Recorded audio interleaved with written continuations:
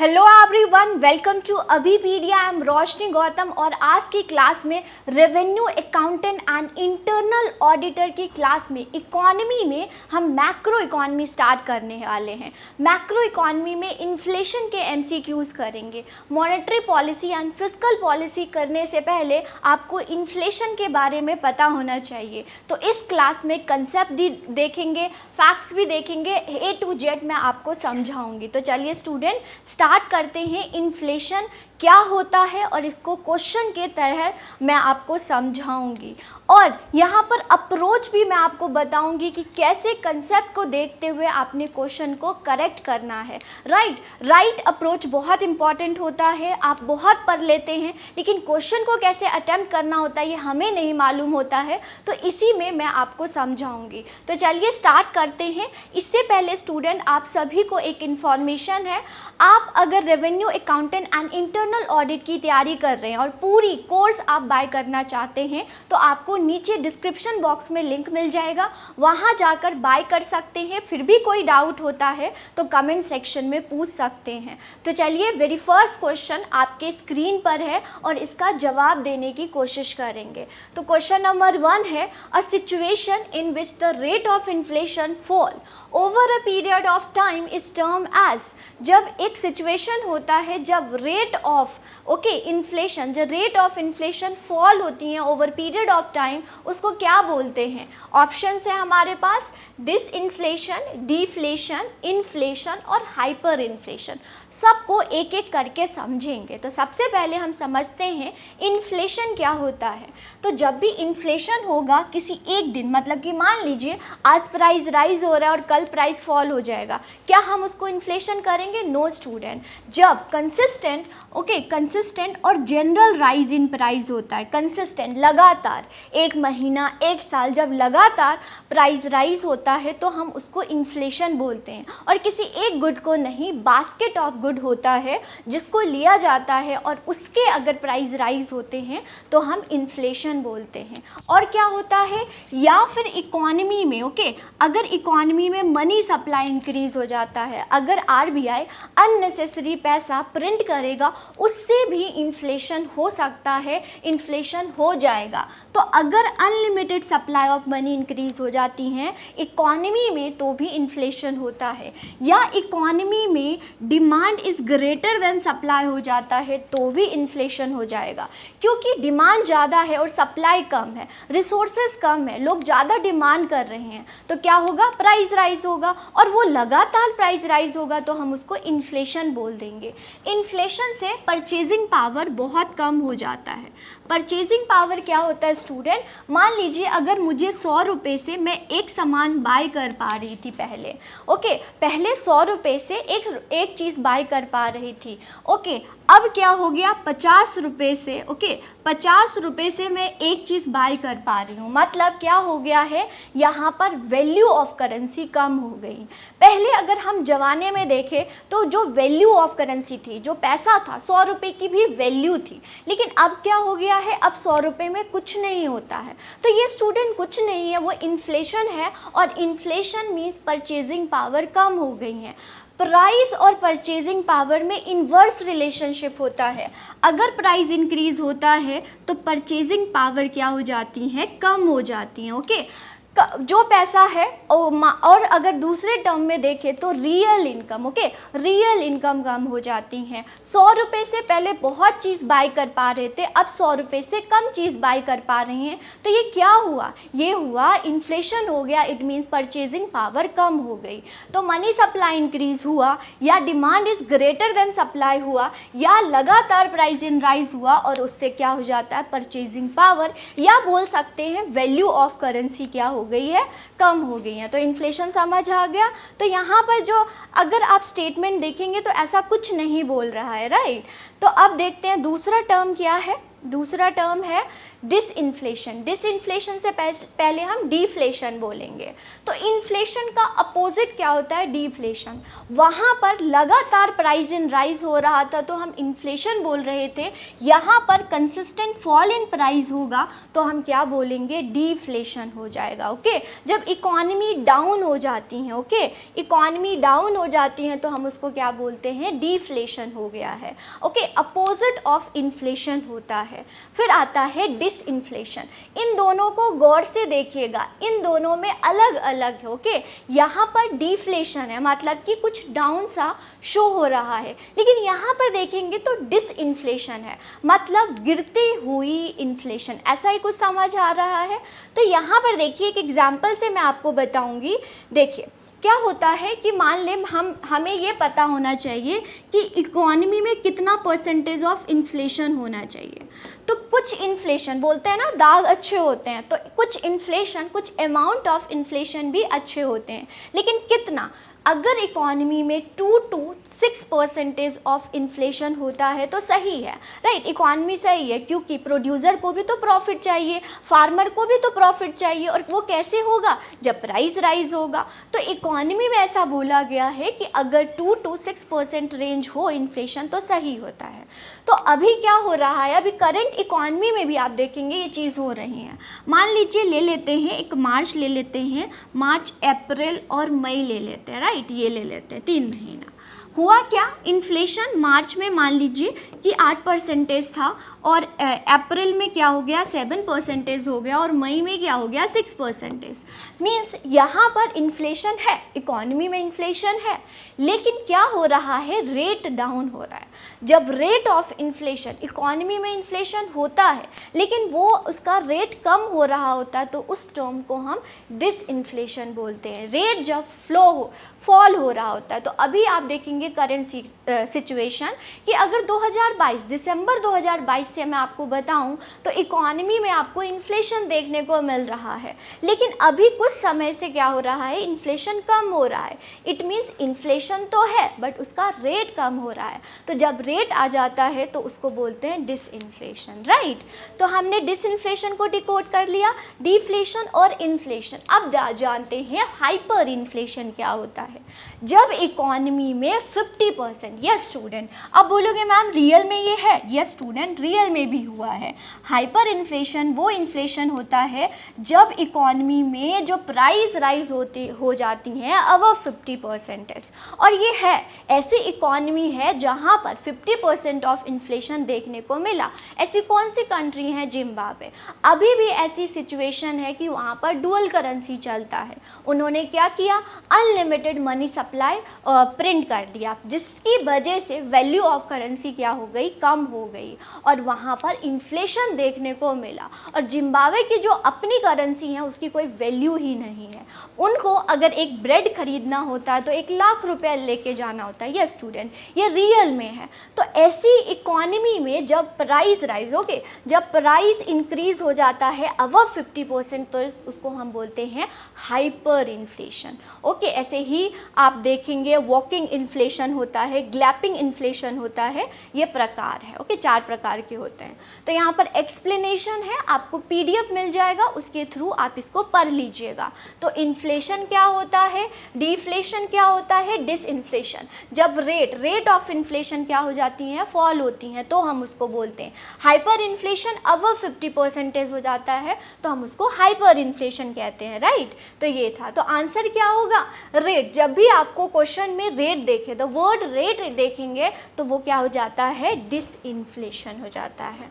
Okay, या फिर general consistent rise होता तो इन्फ्लेशन, कंसिस्टेंट फॉल होता तो डिफ्लेशन। चलिए आगे नेक्स्ट क्वेश्चन पर मूव करते हैं। नेक्स्ट क्वेश्चन आपके स्क्रीन पर है। सेकेंड क्वेश्चन है, which of the following are used to measure the inflation. अब हम मेजरमेंट करते हैं, कैसे पता चलता है कि इन्फ्लेशन है या नहीं है? कुछ तो यह मेजरमेंट होगा। तो यहाँ पर आपको बताना है कि हम मेजर कैसे करते हैं इन्फ्लेशन को। ओके, तो पहला ऑप्शन है wholesale price index. Wholesale price index को हम WPI बोलते हैं, कंज्यूमर प्राइस इंडेक्स को CPI बोलते हैं, और परचेजिंग पावर ऑफ इंडिविजुअल बोला गया है। क्या इसमें से आंसर होगा? तो चलिए स्टूडेंट, इसको हम डिकोड कर लेते हैं। मेरा मोटो यही है कि आपको कंसेप्ट समझाऊं। ओके, आंसर आपको पता होगा, लेकिन इसके साथ साथ हम डिटेल उसका एक्सप्लेनेशन करेंगे। तो एक तरफ होलसेल प्राइस इंडेक्स है, एक तरफ कंज्यूमर प्राइस इंडेक्स है, राइट। तो अगर हम देखें इसका डेफिनेशन, तो होलसेल प्राइस मतलब कि मान लो, इसको मैं बिल्कुल सिंपल लैंग्वेज में बताती हूँ। तो एक गुड पास होता है मैन्युफैक्चर से, फिर जाता है होलसेलर। होलसेलर जो होता है वो बल्क में सामान बेचता है, फिर वो रिटेलर के पास जाता है और एक कंज्यूमर के पास जाता है। जब होलसेलर प्राइस को देखता है, जब प्राइस उसमें इंक्रीज डिक्रीज होती हैं एट होलसेल लेवल, तो उसको बोलते हैं WPI। ओके, और जब कंज्यूमर मतलब कि आपके थाली में कितना महंगा सामान आ रहा है, उसको मेज़र करने के लिए हम क्या लेते हैं? Consumer price index. Consumer price index को हम स्टैंडर्ड ऑफ लिविंग इंडेक्स भी बोलते हैं, क्योंकि आपकी स्टैंडर्ड बताती हैं कि आपके थाली में कितना महंगा सामान आ रहा है, कितना थाली आपका महंगा हो रहा है, वो होता है CPI। ओके, कंज्यूमर प्राइस, इसको स्टैंडर्ड ऑफ लिविंग इंडेक्स भी बोलते हैं। ओके, तो देखते हैं consumer price index, average change in price of goods at wholesale level. जो होलसेलर होल पर मतलब कि बल्क में सामान बेचता है, उस प्राइस को हम मेज़र करते हैं, तो हम होलसेल प्राइस इंडेक्स बोलते हैं।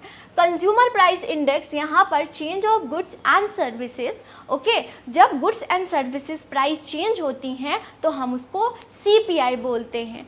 कौन सी डिपार्टमेंट है जो ये पब्लिश करती हैं WPI? तो department called office of economic adviser. अगर मिनिस्ट्री पूछते हैं तो मिनिस्ट्री ऑफ कॉमर्स है, और डिपार्टमेंट पूछते हैं जो कि पब्लिश करते हैं, that is office of economic adviser. CPI को कौन करता है?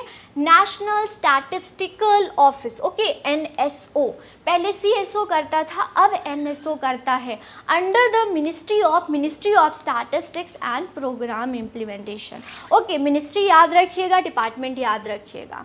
ओके, ये क्या होता है? इनिशियल और फर्स्ट स्टेज, मतलब कि मैंने आपको बताया एक गुड पास होता है, तो इनिशियल लेवल पर प्राइस चेंज को हम क्या बोलते हैं? WPI। ये फाइनल होता है, ये फैक्ट्री गेट पर पहुंच चुका है और रेडी टू कंज्यूम है, उस प्राइस को मेज़र करता है कौन? CPI मेज़र करता है, राइट। अगर इसमें देखिए, वेरी वेरी इंपॉर्टेंट स्टूडेंट, इस पॉइंट को बिल्कुल देखिएगा। जो WPI होता है वो कवर करता है only goods, yes, only goods को मेज़र करता है, लेकिन CPI गुड्स एंड सर्विसेज दोनों को मेज़र करता है, क्योंकि प्राइस हम सिर्फ गुड्स को थोड़ा ना देखते हैं, हमें गुड्स एंड प्राइस दोनों को देखना होता है, राइट, ये होता है। अगर एरिया देखें तो ये फोकस एरिया क्या है? ओनली गुड्स बिटवीन होलसेलर और बिजनेसमैन, गुड्स को देखता है, वेरी इंपॉर्टेंट, और इसी से आपसे एग्जाम्स में पूछेंगे। यहाँ पर गुड्स परचेज बाय द मतलब आपकी परचेजिंग पावर को दिखाता है क्या? CPI दिखाता है। Okay, use financial year. अब यहाँ पर वेरी इंपॉर्टेंट, इसका अगर WPI की हम बेस ईयर क्या होता है? उस ईयर से हम मेजरमेंट करते हैं, तो इसका जो बेस ईयर है स्टूडेंट वो क्या है? 2011-12। अगर कभी भी आपको बेस ईयर पूछे ना इकोनॉमी में, चाहे नेशनल इनकम पूछे, चाहे WPI पूछे या IIP पूछे, कुछ भी पूछे, तो अभी बेस ईयर 11-12 ही चल रहा है, क्योंकि ये फाइनेंशियल ईयर पर मेज़र करता है, इसीलिए क्या है? 11-12। CPI जो होता है वो कैलेंडर ईयर पर मेज़र किया जाता है, इसीलिए इसका बेस ईयर क्या है? ओनली 2012। Okay, only 2012। ओके, तो CPI का बेस ईयर क्या है? 2012। ऐसा क्यों? क्योंकि ये कैलेंडर ईयर पर मेज़र किया जाता है। क्लियर हो गया? बेस ईयर याद रखिएगा, मिनिस्ट्री याद रखिएगा। इसका मतलब क्या है? WPI में गुड्स मेज़र किया जाता है और CPI में गुड्स एंड सर्विसेज दोनों मेज़र किया जाता है। अगर मैं आइटम्स की बात करूँ, यहाँ पे लिखा हुआ है, आइटम लिख लीजिएगा। इसमें से अगर WPI में आइटम, कितने आइटम्स, इसमें कितने गुड्स को मेज़र किया जाता है? तो इसमें आइटम है 697। अब इसको याद कैसे करेंगे? 700 में 3 कम, ऐसे याद रखेंगे तो याद हो जाएगा। अगर CPI की बात करें तो अर्बन एरिया में क्या है? 260 है, तो इसको आप 12 क्या करेंगे? माइनस कर देंगे, तो क्या हो जाएगा? 248 हो जाएगा। ओके, 248 आइटम्स हैं, 248 आइटम्स, वहाँ पर कोई प्रॉब्लम, ये रहा 248 आइटम्स है, ठीक है। तो ये रहा WPI एंड CPI। आपको समझ आ गया स्टूडेंट? तो इन दोनों को नोट करेंगे। अब आपके मन में ये बात आ रही होगी, मैम इंडिया में WPI मेज़र किया जाता है या CPI? तो स्टूडेंट दोनों मेज़र किया जाता है, WPI एंड CPI। पहले जो डाटा आता था और जो एम्फसाइज करते थे वो WPI पर करते थे, लेकिन पॉइंट टू बी नोटेड 2014 की बात है, हम क्या करते हैं CPI। जो न्यूज़पेपर में आपको दिखता है कि इन्फ्लेशन इंक्रीज़ हो रहा है या इन्फ्लेशन डिक्रीज़ हो रहा है, वो CPI होता है, और 2014 के बाद हम CPI मेज़र करते हैं।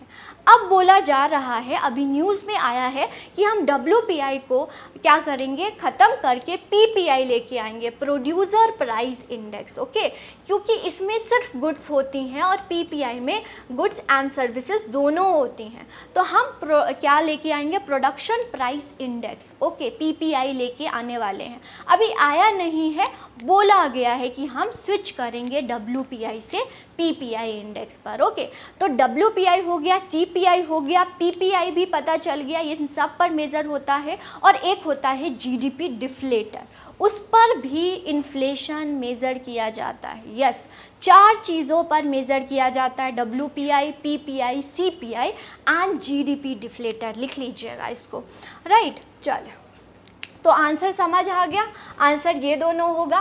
परचेजिंग पावर ऑफ इंडिविजुअल, किसी इंडिविजुअल की परचेजिंग पावर नहीं मेज़र की जाती, ऐसा कुछ नहीं है।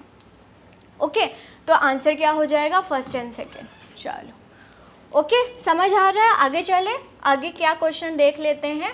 नेक्स्ट क्वेश्चन है, इसको पढ़िए और इसका आंसर देने की कोशिश करेंगे। तो क्वेश्चन है, which of the following measure could be taken to be check existing inflation in the economy. कैसे पता चलेगा कि आपकी इकॉनमी में इन्फ्लेशन मतलब महंगाई है या मुद्रास्फीति हो रही है। ओके, तो अब ऑप्शंस देख लेते हैं। ऑप्शन 1 है, द गवर्नमेंट में go for the import of goods which are in short supply as a short term measure। Okay, तो गवर्नमेंट अगर import for the import of good करता है, लेकिन शॉर्ट टर्म के लिए करता है, लॉन्ग टर्म के लिए नहीं करता है। फिर क्वेश्चन है, as a long term measure government go to increase the production to matching the level of demand. अब गवर्नमेंट इंक्रीज कर देती हैं प्रोडक्शन ताकि जो डिमांड है उसको मैच किया जाए। The government may try to cool down the price by cutting down. बहुत इंपॉर्टेंट है, ऐसे चीज़ों को अंडरलाइन करना है। जब भी ऐसे वर्ड आएंगे ना स्टूडेंट, तो आपने ऑप्शन को अंडरलाइन करेंगे, जिससे आपके जो आंसर करेक्ट होने के चांसेस जो होंगे ज़्यादा हो जाएंगे, राइट। तो price cutting down the production of goods showing price rise with the help of tax break cut in the excise and custom duty. बोलते हैं कि यहाँ पर हम प्राइस कूल डाउन मतलब कम करने के लिए जो सरकार है या गवर्नमेंट वो क्या करेंगी, शोइंग प्राइस राइज, तो उसके लिए क्या करेंगे, आप टैक्स को कम कर देंगे।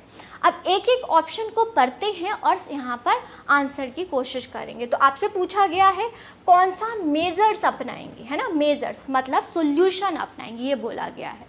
एग्जिस्टिंग इन्फ्लेशन, अगर इकॉनमी में इन्फ्लेशन है तो गवर्नमेंट क्या करेंगी, और गवर्नमेंट को भी हम फिस्कल पॉलिसी बोलते हैं। ओके, फिस्कल पॉलिसी तो क्या करेंगी, तो देखते हैं स्टूडेंट यहाँ पर सारे क्वेश्चन को, सारे ऑप्शन को देखते हैं। तो देखिए, पहला ऑप्शन बोल रहा है हमें इंपोर्ट करना चाहिए।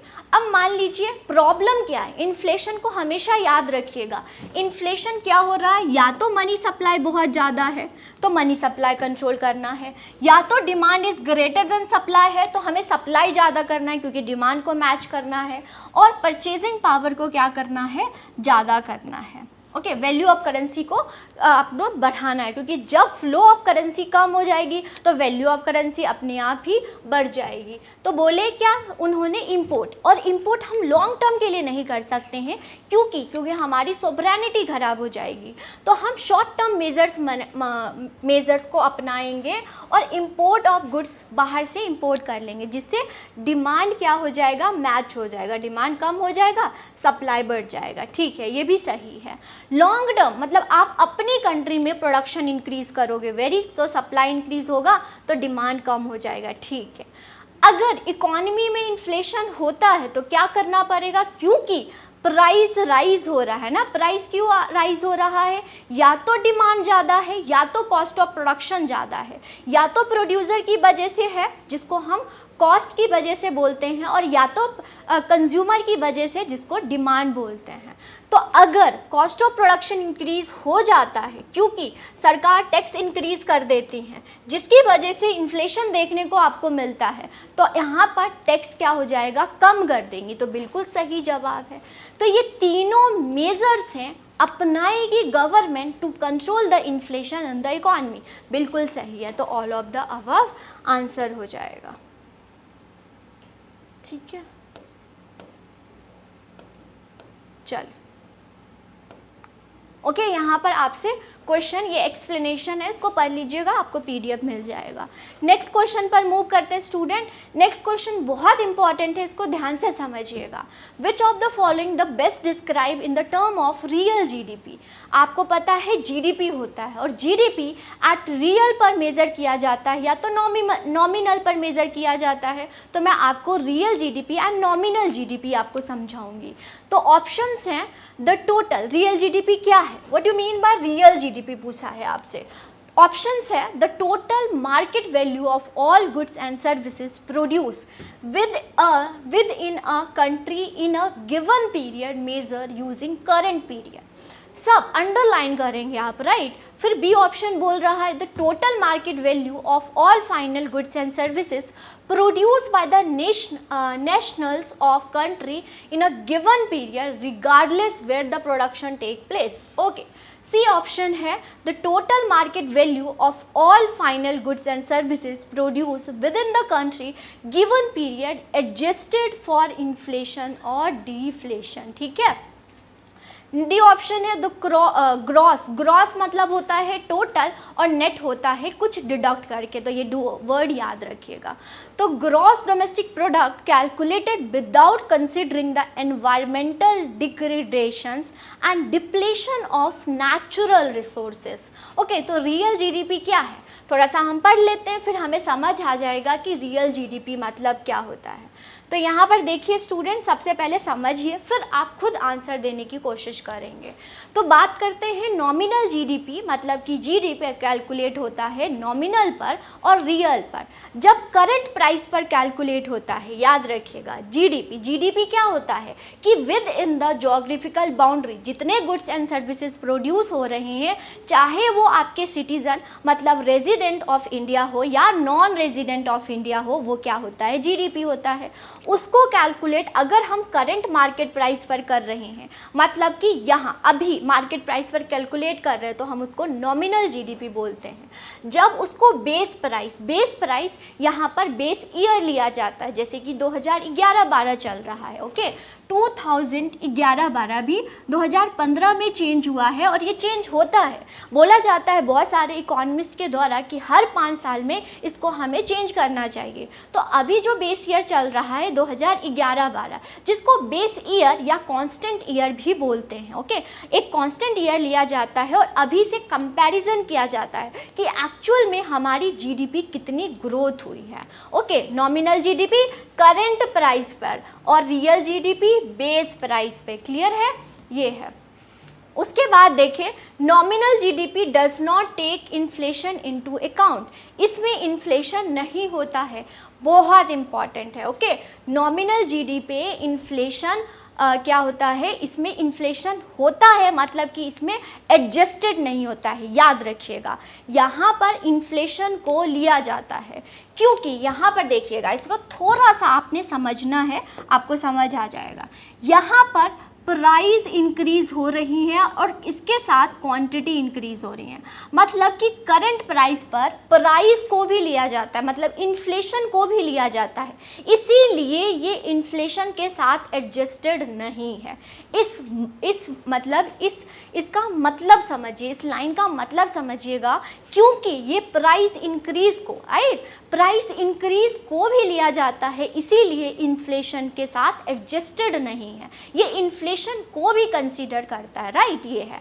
लेकिन यहाँ पर प्राइस को कांस्टेंट किया जाता है, सिर्फ क्वांटिटी को इंक्रीज डिक्रीज देखा जाता है, तो ये होता है रियल जीडीपी। तो रियल जीडीपी में प्राइस कांस्टेंट होता है, लेकिन नॉमिनल जीडीपी में जो प्राइस होता है वो कांस्टेंट नहीं होता है, प्राइस को भी लिया जाता है। ओके, देखते हैं, ये करंट मार्केट प्राइस पर कैलकुलेट होता है, ये बेस ईयर मार्केट प्राइस पर कैलकुलेट होता है। ओके, ये क्या होता है, नॉर्मली आपको इसका जो रेट होगा, इसका जो परसेंटेज होगा स्टूडेंट, वो हाई आपको दिखेगा। ऐसा क्यों, देखिएगा, जब भी आप रियल जीडीपी और नॉमिनल जीडीपी देखेंगे तो यहाँ पर आपको रेट हाई दिखेगा। ऐसा क्यों, क्योंकि ये प्राइस को भी कंसिडर करता है। अगर प्राइस राइज होगा तो आपकी जीडीपी इंक्रीज होगी और आपको लगेगा कि इंडिया की जो जीडीपी है बहुत इंक्रीज हो रहा है, लेकिन वो एक्चुअल जीडीपी नहीं है।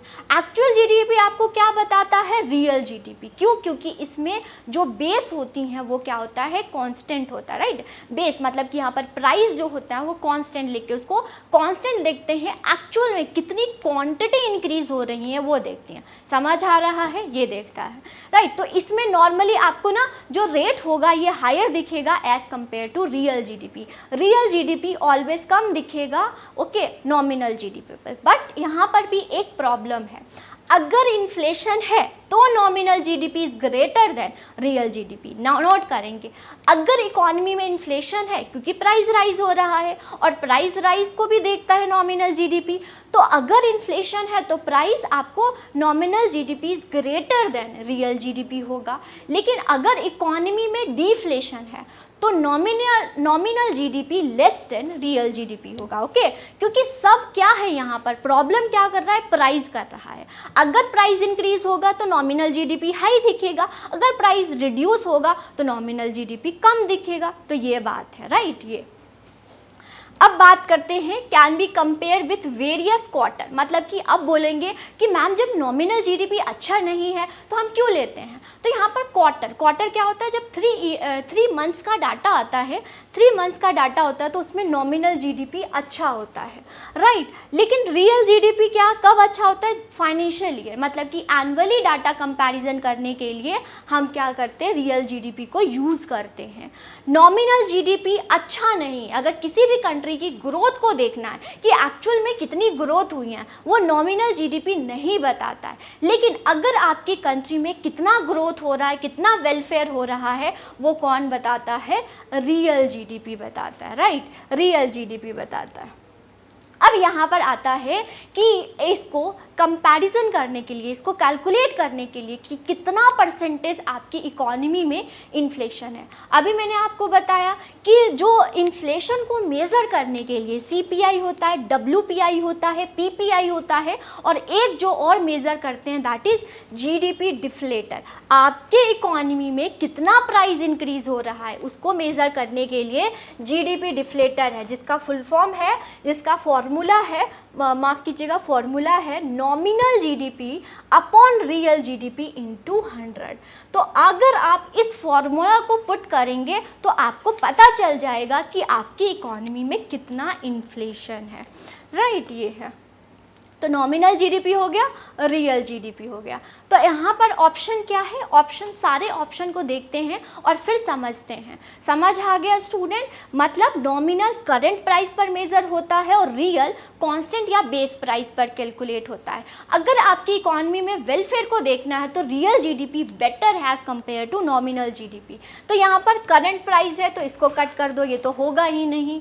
All final goods and services produce by the nation given period हो गया ना, मतलब करंट पीरियड हो गया, तो ये भी नहीं होगा।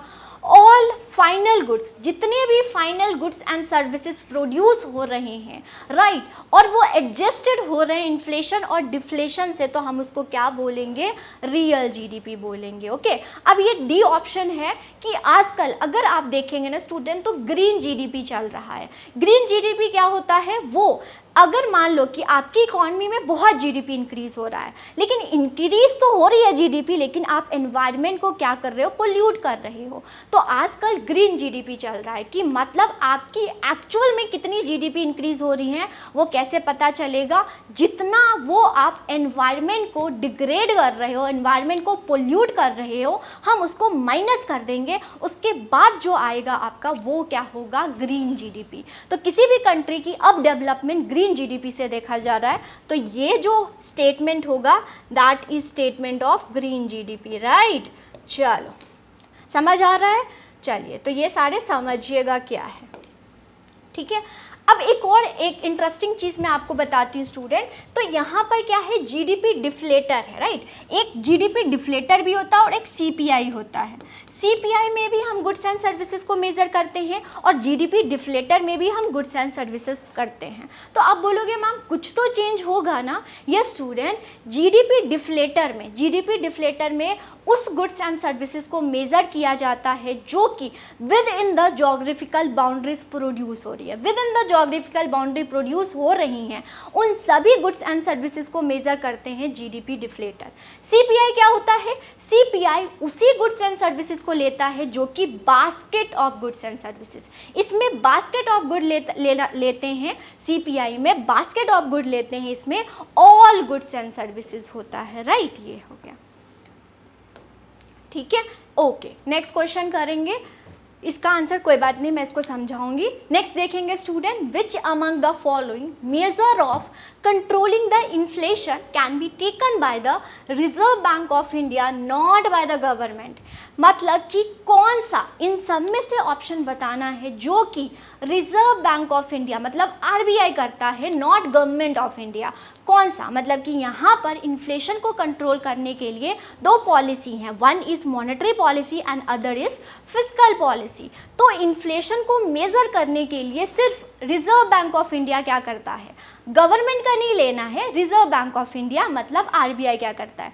ऑप्शंस है, introducing a progressive tax system, controlling over public expenditure, rationing of credit and improving the profit of public sector.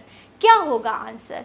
तो यहाँ पर बात करें तो दो पॉलिसी होती हैं स्टूडेंट, दो पॉलिसी। एक होता है मतलब कि अगर इकोनॉमी में इन्फ्लेशन या डिफ्लेशन हो जाता है तो दो पॉलिसी होती हैं, एक होता है मॉनेटरी पॉलिसी और एक होता है fiscal policy, right. Monetary policy MPC, okay, 6 member की कमेटी होती हैं। अभी मतलब कि मैं आपको आज वीडियो बना रही हूँ तो 2 दिन पहले ही अभी आई है एमपीसी मॉनेटरी पॉलिसी की रिपोर्ट आई है कि रेपो रेट अनचेंज किया गया है, तो ये आया हुआ है। तो कौन करता है, 6 मेंबर की कमेटी होती हैं, that is monetary policy committee, वो कंट्रोल करती है इन्फ्लेशन को। नेक्स्ट चैप्टर मतलब कि नेक्स्ट जो अब मैं लेक्चर लेके आऊँगी वो मॉनेटरी पॉलिसी या फिस्कल पॉलिसी पर लेके आऊँगी।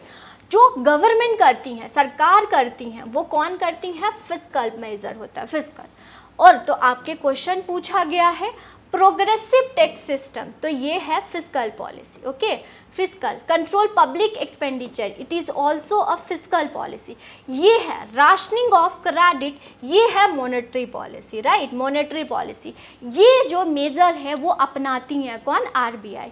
Improving the profit of public sector, okay, improving the profit improve करने के लिए पब्लिक सेक्टर होती हैं, राइट। ये है, तो आंसर ये भी क्या हो जाएगा, फिस्कल पॉलिसी हो जाएगा। आंसर क्या हो जाएगा, सी। क्लियर है, चलिए आगे नेक्स्ट क्वेश्चन देखेंगे। ओके, नेक्स्ट क्वेश्चन है आपके स्क्रीन पर, consider the following statement regarding cost push inflation, okay. एक होता है डिमांड पुल इन्फ्लेशन और एक होता है कॉस्ट पुश इन्फ्लेशन। ऑप्शंस देख लेते हैं, an increase in factor input, हाँ, wage and raw price pushes up price, and second है the price rise which is the result of increase in production of cost is cost push inflation। आपके पास option है, answer दीजिएगा, right. तो answer क्या होगा, पूछ रहे हैं कॉस्ट। देखिए स्टूडेंट, एक होता है इन्फ्लेशन इकोनॉमी में दो वजह से आता है। अगर मैं कॉजेज ऑफ इन्फ्लेशन बोलूं तो एक डिमांड होता है, डिमांड किसकी वजह से होता है, कंज्यूमर। अगर कोई भी कंज्यूमर एक्टिविटी करती है जिसकी वजह से क्या होता है इकोनॉमी में इन्फ्लेशन, उसको बोलते हैं demand pull inflation, cost push inflation. Cost मतलब प्रोड्यूसर की वजह से होता है, राइट। प्रोड्यूसर की एक्टिविटीज से, क्योंकि इसका कॉस्ट ऑफ प्रोडक्शन इंक्रीज हो जाता है, तो ये क्या हो जाता है, कॉस्ट पुश इन्फ्लेशन। तो आपको प्रोड्यूसर की एक्टिविटीज बतानी है, तो ऑप्शंस देखते हैं। अगर फैक्टर इनपुट कॉस्ट क्या है, वेज एंड रॉ मटेरियल, अगर ये पुश हो जाता है, हाई हो जाता है, तो ये होता है। अगर प्राइस राइज होता है, इंक्रीज इन प्रोडक्शन कॉस्ट, तो ये क्या हो जाएगा, कॉस्ट, क्योंकि ये प्रोड्यूसर की एक्टिविटीज़ है, राइट। ये है, तो दोनों आंसर क्या हो जाएगा, करेक्ट। ये दोनों क्या है, कॉस्ट पुश इन्फ्लेशन। इसके बाद और भी, मतलब कि और भी कारण होते हैं, कॉजेज होते हैं कॉस्ट पुश इन्फ्लेशन के, जैसे कि अगर आउटपुट एंड सप्लाई फ्लक्चुएट होगा। अभी ही रिसेंटली अगर 2023 के दिसंबर मंथ की बात करें, तो क्योंकि एलिनो आया, एलिनो की वजह से टमाटो की प्राइस राइज हो गई। वो क्यों हुआ, क्योंकि फ्लक्चुएशन हो गई एग्रीकल्चर और इंडस्ट्रीज में, तो आपको टमाटो की प्राइस क्या होगी, इंक्रीज। अगर कोई भी प्रोड्यूसर होर्डिंग करता है तो भी प्राइस राइज होता है, ओके। टैक्सेशन, अगर टैक्सेशन इंक्रीज कर देती हैं, गवर्नमेंट टैक्स इंक्रीज कर देती हैं, जिसकी वजह से प्रोड्यूसर की कॉस्ट ऑफ प्रोडक्शन इंक्रीज हो जाती हैं, तो वो अपनी जेब से तो देगा नहीं, वो क्या करेगा, प्राइस इंक्रीज कर देगा। और वो प्राइस किस पर इम्पोज करेगा, कंज्यूमर पर, और कंज्यूमर पर ज़्यादा इम्पोज करेगा तो हम क्या बोलेंगे, इन्फ्लेशन हो गया है। फिर एडमिनिस्ट्रेशन प्राइस, मैनेजमेंट प्राइस अगर इंक्रीज होता है तो भी प्रोड्यूसर की कॉस्ट ऑफ प्रोडक्शन इंक्रीज हो जाती है। अगर ऑयल प्राइस, क्योंकि रशिया यूक्रेन वॉर हो रही थी स्टूडेंट, अभी आप देखोगे तो क्योंकि ट्रांसपोर्टेशन कॉस्ट इंक्रीज हो गया, जिसकी वजह से आप देखोगे मिल्क की प्राइस इंक्रीज हो गई, और इसको बोला जाता है इंपोर्ट की वजह से हो गई, राइट। तो ये सब क्या है, causes of cost push inflation. Clear है आप सभी को, समझ आया। तो आंसर क्या हो गया, बोथ होगा, क्योंकि प्रोडक्शन कॉस्ट इंक्रीज हुआ, factor of production, land, labour, capital, entrepreneur, इन सब की प्राइस इंक्रीज होगी तो कॉस्ट ऑफ प्रोडक्शन इंक्रीज हो जाएगा, राइट। ये है, नेक्स्ट देखेंगे, ओके। नेक्स्ट क्वेश्चन देखेंगे, consider the following statement regarding the stagflation. Stagflation के रिगार्डिंग क्वेश्चन है, इसका जवाब दीजिएगा, क्या लग रहा है आपको। ऑप्शंस है, it happen when a economy faces stagnation growth as well persistent high inflation. Stagnant growth मतलब कि ग्रोथ स्टेगनेंट हो गई है और उसी के साथ प्राइस भी राइज हो रहा है, उसको बोलते हैं stagflation. The purchasing power of consumer is not affected by the stagflation. बोलते हैं जो पीपी होता है, purchasing power means real income नहीं इफेक्ट होती है, राइट। तो आंसर देखते हैं इसका क्या होगा। तो स्टैगफ्लेशन, देखिए student, there is difference between inflation and stagflation. Inflation में क्या होता है, अभी हमने पढ़ के आए हैं, इन्फ्लेशन मतलब होता है जब प्राइस राइज हो जाता है, राइट, जब कंसिस्टेंट प्राइस राइज हो जाता है। लेकिन इन्फ्लेशन में ये गारंटी नहीं है कि लोगों की इनकम भी कम हो जाएगी, राइज इन्फ्लेशन इंक्रीज होगा। अब अभी खुद देखें ना, जब अगर टमाटर और प्याज की जो होती हैं, टमाटर या प्याज की प्राइस इंक्रीज होता है तो लोग फिर भी उसको कंज्यूम करते हैं, क्योंकि इकोनॉमी में ग्रोथ है, इकोनॉमी में इनकम है, राइट, ये होता है, ओके। तो ये होता है इन्फ्लेशन, प्राइस राइज होता है, तो ये गारंटी नहीं कि इनकम भी कम हो जाएगा, ऐसा कुछ नहीं है, राइट। लेकिन स्टैगफ्लेशन, स्टेगनेंट हो जाती हैं। अब यहाँ पर ध्यान से समझिएगा, एग्जामिनर का फेवरेट है क्वेश्चन, हर एग्जामिनर इसको डालता है। इस सिचुएशन में क्या होती है, ग्रोथ मतलब कि इनकम, ग्रोथ जीडीपी लिख लीजिए, इनकम लिख लीजिए, ओके, क्या हो गई, कांस्टेंट, प्राइस राइज होगा और इसी के साथ अनएम्प्लॉयमेंट भी इंक्रीज होगी। तो इस सिचुएशन को क्या बोलते हैं, स्टैगफ्लेशन, ओके। ऐसा सिचुएशन जहां पर प्राइस राइज के साथ इकोनॉमी स्टेगनेंट हो जाती है और अनएम्प्लॉयमेंट भी इंक्रीज हो जाता है, इस सिचुएशन को हम स्टैगफ्लेशन बोलते हैं। तो आंसर क्या हो जाएगा, stagnant growth as well as high inflation. ये नहीं होगा, परचेजिंग पावर तो इफेक्ट होगी स्टूडेंट, है ना, क्योंकि इकोनॉमी स्टेगनेंट हो गई है। तो आंसर क्या हो जाएगा, ओनली वन। क्लियर हो रहा है, आगे बात करेंगे। नेक्स्ट क्वेश्चन करेंगे फिलिप्स कर्व। फिलिप्स कर्व आप लोगों ने देखा होगा और एग्जामिनर इससे क्वेश्चन देखता है, तो फिलिप्स कर्व मैं थोड़ा सा आपको समझाऊंगी। तो फिलिप्स कर्व क्या एडवोकेट करता है? Relationship between which of two aggregate of the economy. Phillips curve क्या बताता है? ऑप्शंस हैं inflation and unemployment, demand and supply of money and rate of inflation, rate of interest and unemployment. क्या बताता है फिलिप्स कर्व, है ना, आपसे पूछा है।